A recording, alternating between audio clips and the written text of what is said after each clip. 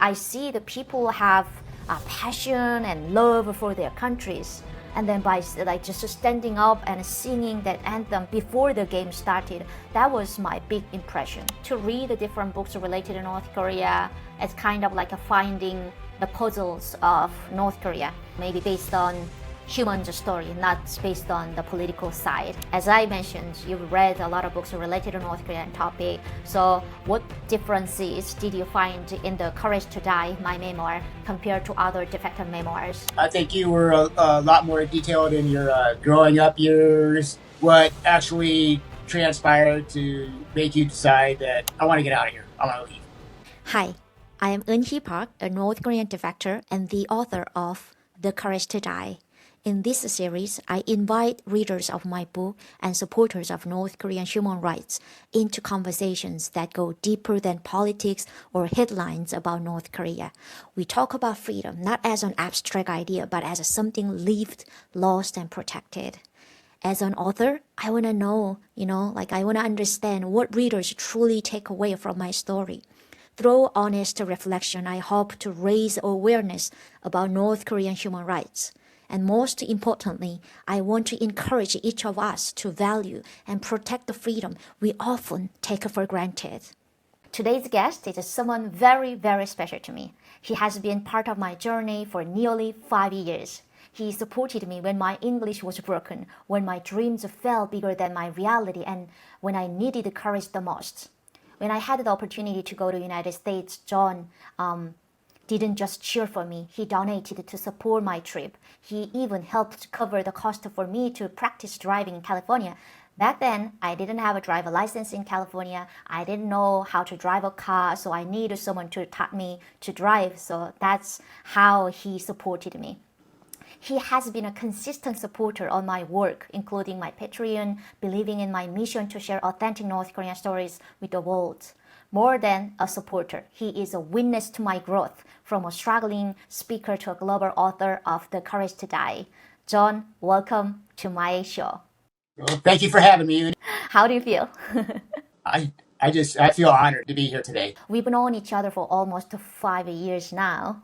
Do you remember the first time we connected? What were your first impression of me back then? Well, I first came in contact with you through a talk that you gave on what does freedom mean to you through, I believe, an FSI conference that you had. And as a veteran, that really I thought I knew what freedom was, it is, but you showed it in a way that was different, and it opened my eyes to what freedom actually means. And the way you conveyed the stories or experiences from North Korea, and not only your life, but the life of others.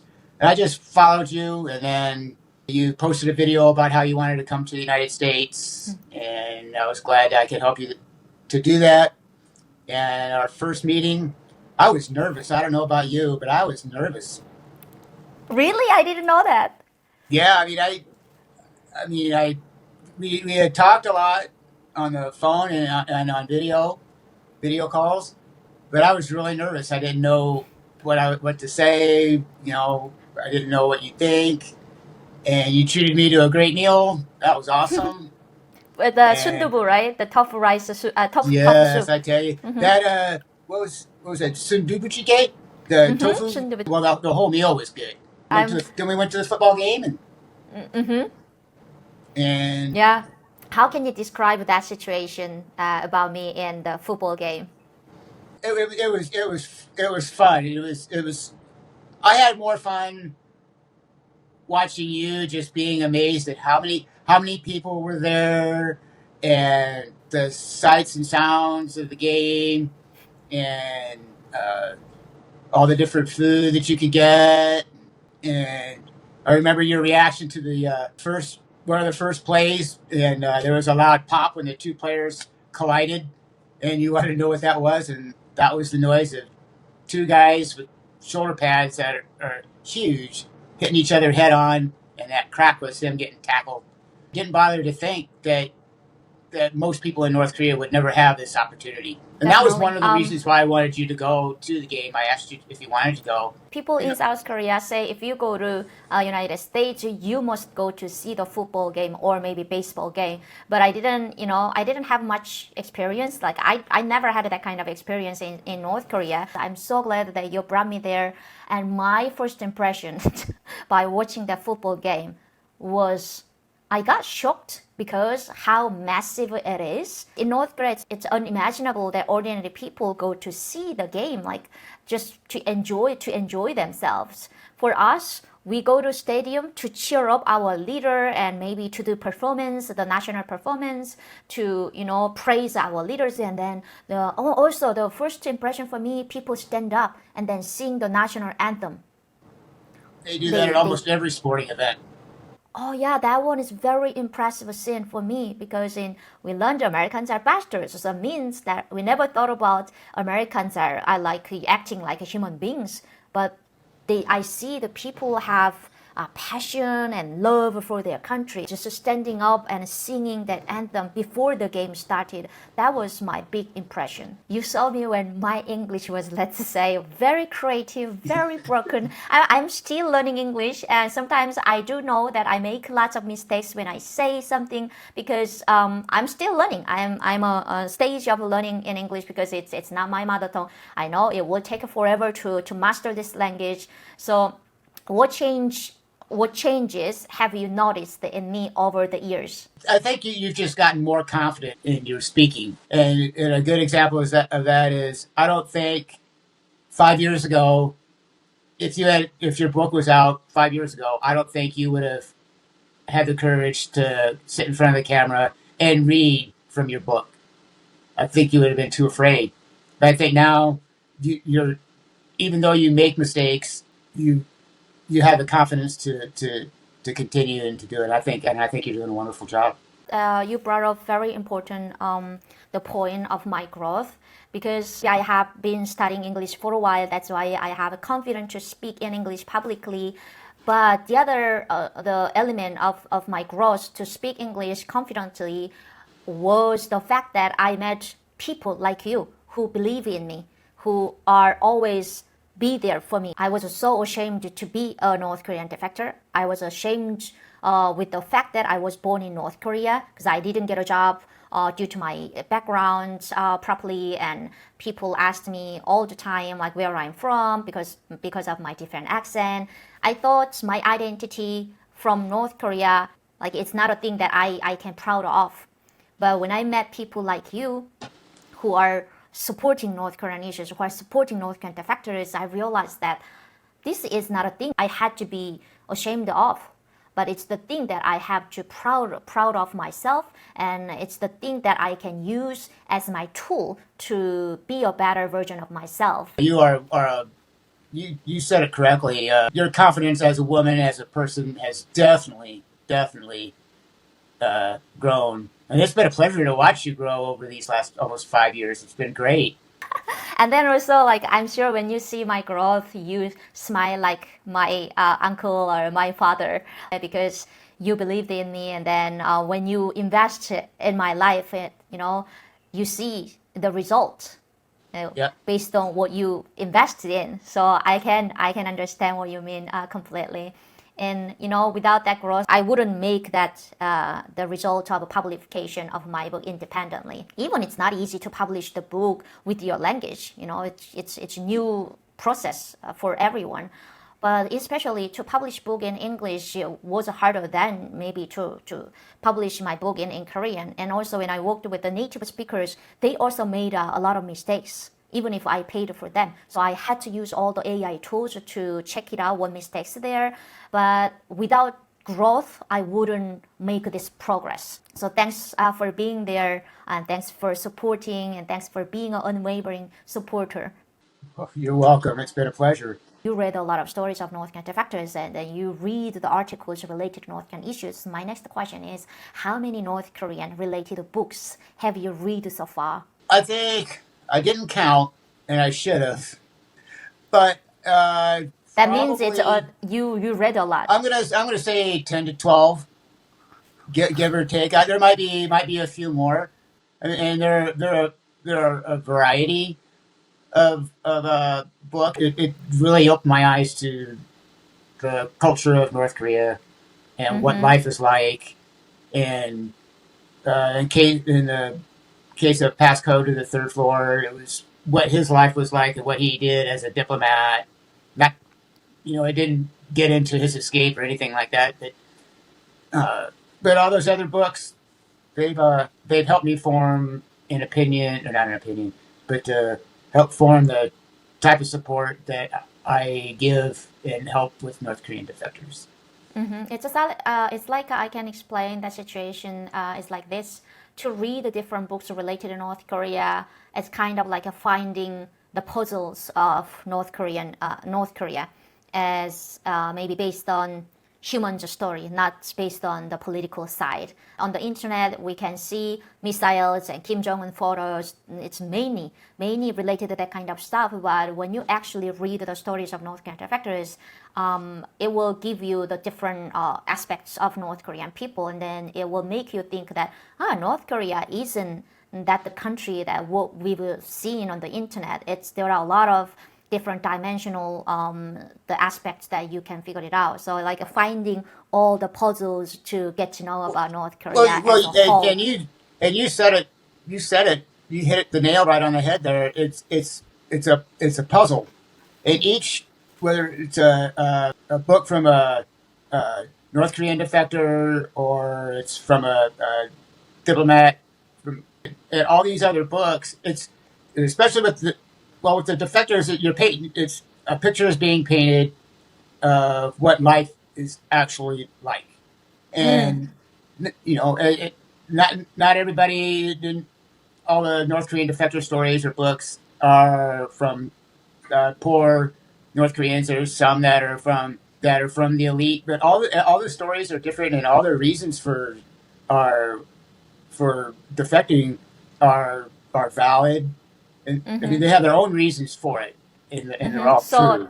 John, I'm sure you have found the similarities and maybe differences, well, between 12 or 13 books you read. So my next question is, among the books written by North Korean defectors, what similarities do you usually notice? There are a few that come to mind right away. It's you kind of get this dark, kind of pressing down feeling, but it's all about the regime and control and the pictures that have to be displayed in every house and every building. As soon as you walk in, that's the first thing you see, and and they all talk about uh, control, what you can do, what you can't do.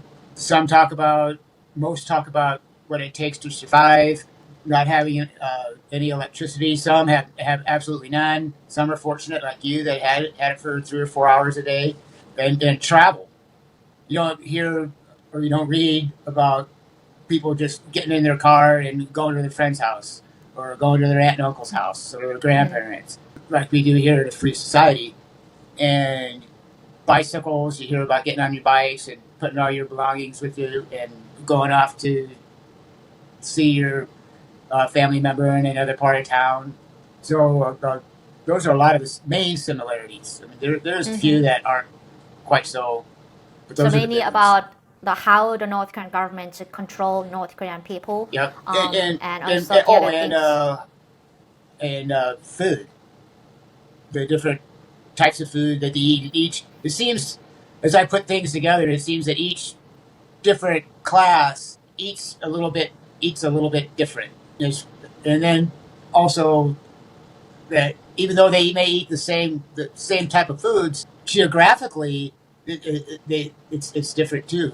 But that's not a similarity; that's a difference. But I mean, it's the same, John. Maybe in Texas and New York, might have their local food as well. Maybe in my hometown, it's nearby the sea, so I have a more opportunity to eat seafood than people who grow up don't have the sea in their city. So it's different. And if maybe someone grow up in a rural area, they most likely to eat just corn powder, maybe rice with the mixed up the green vegetables or things because they are poor to offer, to daily meals. So it depends on the class, depends on the area, as you pointed out. As I mentioned, you've read a lot of books related to North Korean topic. So what differences did you find in the Courage to Die, my memoir, compared to other defector memoirs? I don't know if there is really a difference, but more of a difference in detail and explanation. I think you were a lot more detailed in in your growing up years and what actually transpired to make you decide that I'm I want to get out of here. I want to leave. But different is a tricky word because each book that I read is different. Each one has its own story, its own purpose, and its own reason. I think it just comes down to the narrative on on how detailed you were in you being raised. Coming from a broken family, that took me by surprise. I really wasn't ready for that beginning. When your parents were divorced. I maybe didn't loudly say about this, but because of my parents got divorced when I was 4 years old, I was minority in North Korea. I mean, North Korean society is quite isolated from the rest of the world, but within that system also, I was a minority. It means I had to try to be within that society as a normal kid because majority the kids classmates have two parents, but me I didn't have. So I had to study harder than anyone else, so no one bullied me. Because of my different backgrounds, I knew how to survive in the environment with a different background, which helped me to resettle in South Korea. Yours, on the other hand, actually showed the struggle of what it actually takes once you left the support center and you were on your own. You eloquently described what the not only the discrimination but and the injustice that goes along with it, but the day-to-day struggle just to survive. You showed it with the different jobs that you took and when you got fired from a couple jobs. But yeah, most of the books that I've read, they don't really get into that. It's more once they get on their own, then all of a sudden they find their family or their family comes. They found their sister or their brother, and they're a family again. Which is sadly something that is not there for you. Because of the struggles I had in South Korea, I had more, understanding of what freedom is actually. And because I had to land in a free society without any family members, without knowing anything, I had to figure it out all the way to survive in a free society after risking my life. When people think of the escaping, things that once we have a freedom, hooray, it's everything, like all the problems will be gone. It's not true. Actually, once you have the freedom as a North Korean defector, is the beginning of your life to face other struggles in free society, in democratic society with abundant choices, unlimited options. Maybe to land in a free society isn't the end of our story, is the beginning of our story as a North Korean defector. So I have more capacity to understand people who are born in free society. That was my intention to deliver. I think it was a great point that you make, and I think that a lot of people either don't know or they don't understand is when your time at Hanawan is you've graduated and now you're on your own and they give you this apartment. Here it is. There's nothing in it. It's empty. There's nothing. It's not like here's an apartment and here's a sofa and a chair and a TV and a bed. There's some food in there for you. It's not like that. Was there any part of my book that made you reflect on your life? I don't know. I guess the whole book did, in a way, because I was born in this country, in the United States, with all the freedoms that come with it. And here you are in a country that like we talked about before, with no running water, no electricity, had to use a pit latrine and all these other things. And here I am, and I had all this. So it made me think about everything that I have, that I'm lucky that I have it, or that I was born in this country. to have it and to have the freedom to speak my mind and not fear getting punishment. I can sit there and I could say something bad about the president. I could, whichever president it is, it doesn't make any difference. And I don't have to worry about the state police coming and pounding on my door and dragging me away in the middle of the night and going off to a prison camp where I'm probably lucky if I'm going to live 2 years after that.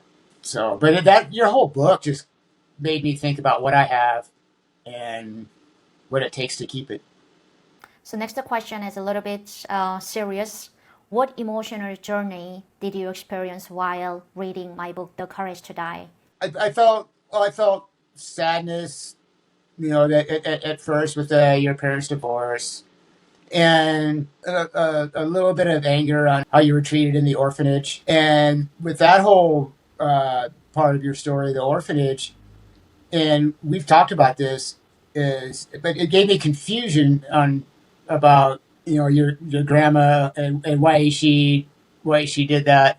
But as I read further, and you and I have talked, there were points in your life to where she felt like she couldn't help you anymore.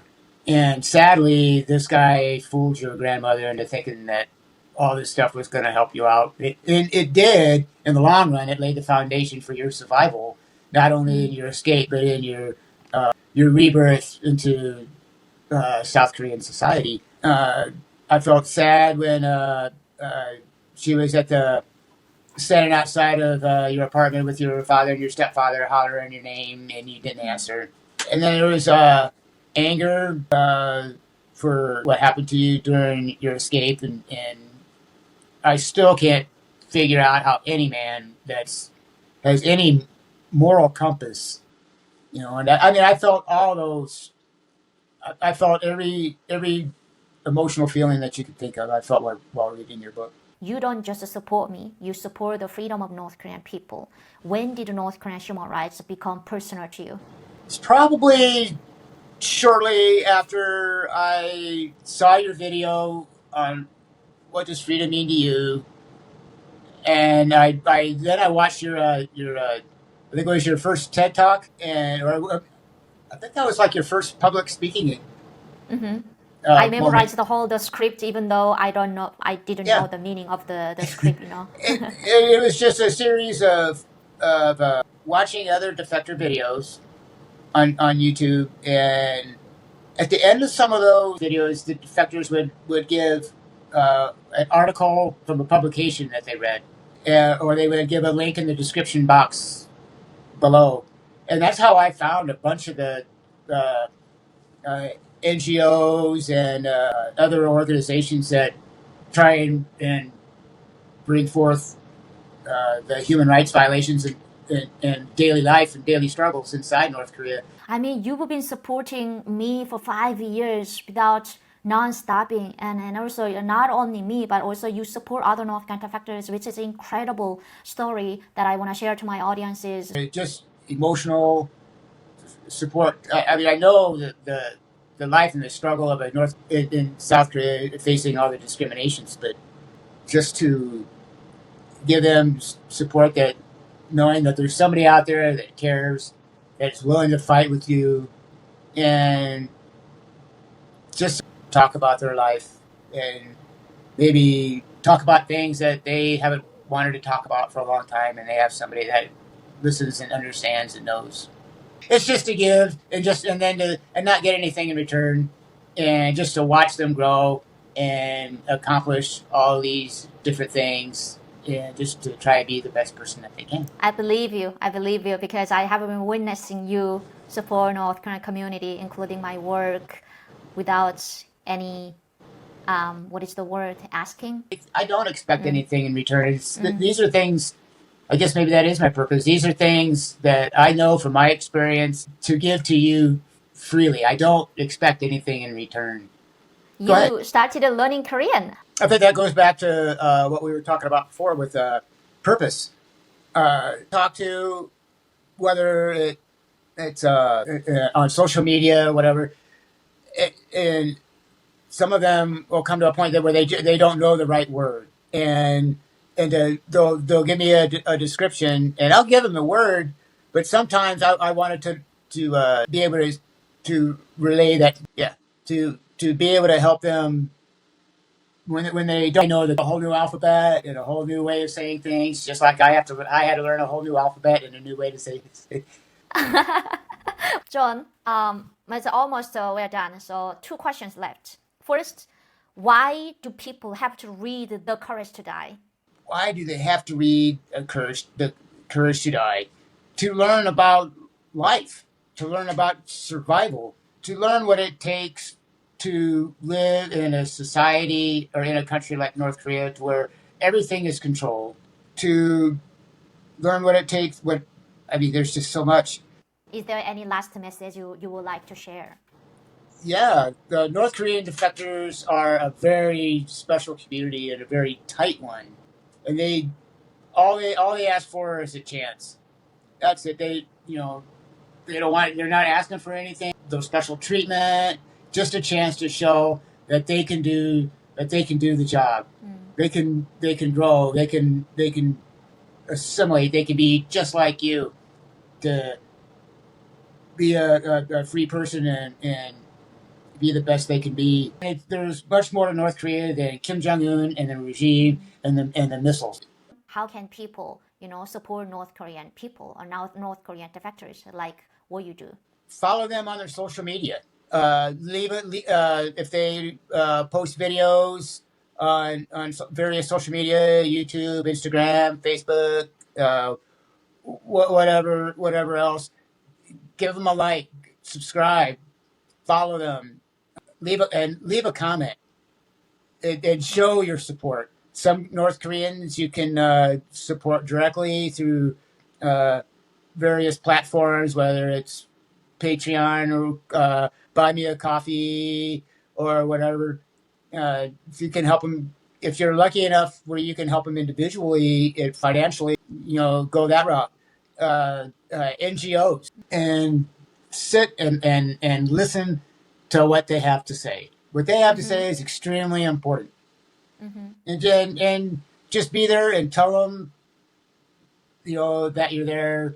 And I remember when you had some rough times, especially at your college graduation. All I wanted you to know is, hey, I know it's hard, but just be there and show your support. Yeah, I remember 5 years ago, it was our first time to get to know each other virtually. I made a video that I have an urgent problem, I need your help. Because, I just graduated university. I didn't know what to do because I'm from North Korea, which is the flow of getting a job in South Korea. And I am 31 years old woman, means that in South Korean society, people maybe in the corporation, they assume that I'm going to get married, which means I'm going to leave the job. So there is a less opportunity, a woman who is the 30s. So I decided to go to United States to have an internship for a year, and I didn't have much money to support myself. And then you are there, like, I am here for you. I don't expect anything, but I just want you to achieve your dream. I just want you to enjoy this freedom you earned. So it really, really helped me a lot. It meant a lot. It meant the world to me, actually. And I felt like I have my backbone. That's what I felt. Even if I don't have my biological families in South Korea, I have people who are like my family members in this country. So I'm not alone. That's what I felt. So John, thank you so much. Not just for supporting me, but for supporting freedom. You believed in me when my English was broken. You believed in my mission when it was still small. And you continue to stand for North Korean voices with the consistency and quiet strength. Behind every visible story, like us, North Korean defectors, there are invisible supporters like John, like you.